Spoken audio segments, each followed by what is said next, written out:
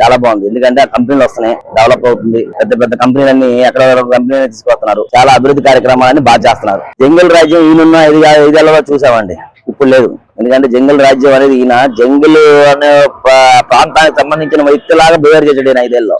ఎందుకంటే ఈయన గత 5 ఏళ్లలో ఈయన చేసిన అభివృద్ధి కార్యక్రమాలు అంటే ఏమీ లేవు. ఎంతసేపు కూడా దోచుకోవడం, దాచుకోవడం, తరుముకోవడం, దోచేయడం, ఉన్న కంపెనీలు తరిమేయడం ఈయన చేశాడు జంగిల్ రాజ్యం పనులన్నీ. అంతేగాని ఇప్పుడున్న గవర్నమెంట్ లో నెంబర్ 1 గవర్నమెంట్ అండి. ప్రజెంట్ ప్రాసెస్ అన్ని అభివృద్ధి కార్యక్రమాలు చేస్తుంది, అన్ని కంపెనీలు తీసుకొస్తుంది, అన్ని బాగానే ఉన్నాయి. ఆంధ్రప్రదేశ్ రాజధాని ఏదంటే మీరు ఏం చెప్తారు? అమరావతి. ఆంధ్రప్రదేశ్ రాజధాని అమరావతి అని ఇంకొకనే చెప్పడం కాదండి. ఇండియా ఆంధ్రప్రదేశ్ లో 5 కోట్ల జనాభా చెప్తున్నారు, ఇతర రాష్ట్రాల అందరూ చెప్తున్నారు అమరావతి రాజధాని క్యాపిటల్ అని చెప్పుకొస్తున్నారు. జగన్మోహన్ రెడ్డి అని అన్నారు. జనాలందరూ మీరందరూ మావిగన్కి సంతోషంగా ఉన్నారు, మావిగన్ బాగుంది, అందరూ ఆశిస్తున్నారు, అది అని మాట్లాడుతున్నారు. అసలు మావిగన్ ఆ పేరేంటండి? అసలు ఎంత చండాలంగా ఉంది తెలిసింది ఆ పేరు. మావిగాని అనేది ఇచ్చిన సలహా ఇచ్చినా కూడా ఇవ్వడండి. అసలు ఏదైనా మావిగాని అనే పేరు అది? అసలు మావిగాని అనేది గన్నులు బుల్లెట్లు ఇయ్యాను మీకు ఎంతసేపు మీ గొడ్ల కంపెనీలు గన్నులు తప్ప ఇంకా వేరే గుర్తురావా? మావిగన్ అని అసలు పేరు ఏమన్నా అసలు వినపడతా పని? అమరావతి రాజధాని అంటే దేవతల రాజధాని. ఇప్పటి నుంచో దాదాపు గౌతమిపుత్ర శాతకారిని కానీ అది పెట్టుకున్నాం అన్న పేరు అది. అమరావతి అనేది ఇప్పుడు వచ్చిన పేరు కాదు. పూర్వకాలు నువ్వు పుట్టక ముందు, మీ నాన్న పుట్టక ముందు కానీ ఉన్న అమరావతి రాజధాని పేర్లు అయ్యి. అలాంటి పేర్లు తీసుకొచ్చి నువ్వు ఇప్పటికి వచ్చి ఆ ఊర్లో 2 పేర్లు, ఈ ఊర్లో 2 పేర్లు.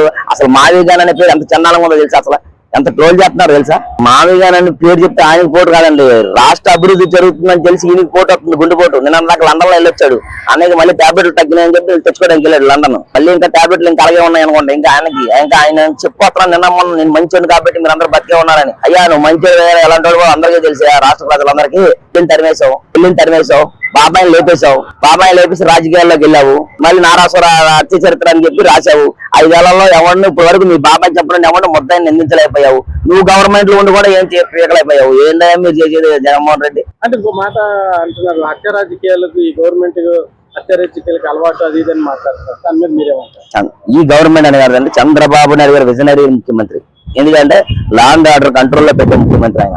ఎవరిని పడితే వాళ్ళని ఏది పడితే సొంత కార్యకర్తలైనా సరే తప్పు చేస్తే నిర్దయాశయంగా, కార్యకర్తలైనా సరే ఎవరైనా సరే తప్పు చేసిన వాళ్ళు ఎవరైనా నిర్దయంగా శిక్ష చేసే పార్టీ ఈ పార్టీ, తెలుగుదేశం పార్టీ. జనాలకు వచ్చే డౌట్ ఏంటి తెలుసా? ఇప్పుడు మీ తాతగారిని చంపేసింది ఆ టైంలో రాజకీయాలు వాళ్ళు జరిగినాయి. మీ నాన్నగారు చంపిన అక్కడ వస్తావు నీదే ఉందని అందరికీ తెలుసు, కానీ ఎవరికి బయట చెప్పలేకపోతున్నారు. ఎందుకంటే తండ్రిని బెదిరించావు, నువ్వు బెంగళూరు పంపించేస్తానంటే నాన్న నేను ఎక్కడ ఉంటానని నువ్వు బెదిరించి చాలా మభ్య పెట్టావు. ఆ హెలికాప్టర్ ప్రమాదం ఎలా జరిగిందో కూడా జనాలకు ఊహగానే ఉన్నాయి. గుండెపోటు అన్నావు, నీకు తెలీదా ఏం జరిగిందో? ఎలా ఎందుకంటే నువ్వు వచ్చి డైరెక్ట్ ప్రెస్ మీట్ లో గుండెపోటు అని చెప్పావు, నీకు తెలీదా? ఇవాళ 5 అయిపోయింది, చనిపోయిన 5 సంవత్సరాలు నువ్వు ఒక్క నిందితులు నేను శిక్షించగలిగావా? పెళ్లిని బయట చల్లేసావు. ఎందుకని ఇలా మాట్లాడుతుందంటారు జగన్మోహన్ రెడ్డి? ఆయనకి చెప్తున్నాను టాబ్లెట్లు తగ్గినాయి, మనం లండన్ వెళ్ళి వచ్చి చూపించుకొని వచ్చారు. ఇంకా టాబ్లెట్లు తేవాల్సి ఉన్నాయి. ఆయనకి ఏదో ఒక అవగాహన లేదు ముఖ్యమంత్రి. ఆయన ఏదో పిచ్చోడి చేతిలో రాయి అన్నట్టు జనాలు ఏదో వేశారు, ఒకసారి చూద్దామని ఏదో 20 తీసేటర్ తురుముతారని అనుకున్నాడు. కానీ 5 ఏళ్లలో ఆయన అందరినీ ఆ పాతాలను తొక్కేశాడు. ఈయన వచ్చిన తర్వాత పెరిగిన ఏం తెలుసా? మద్యం హత్యలు, చేసుక దోపిడీలు, గంజాయిలు ఇవే పెరిగినాయి తప్ప ఈయన వల్ల అభివృద్ధి జరిగిందో సున్నా.